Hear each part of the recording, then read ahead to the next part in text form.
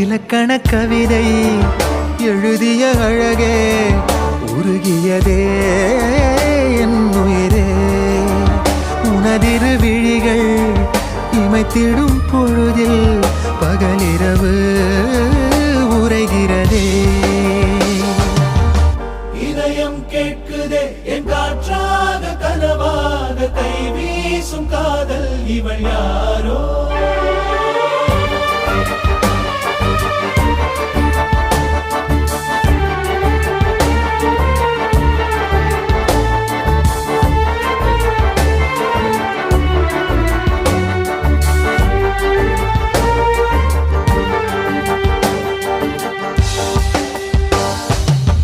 தேவதையின் விழியில் விழா காணும் பொன்வானம் அழைக்குது அருகில்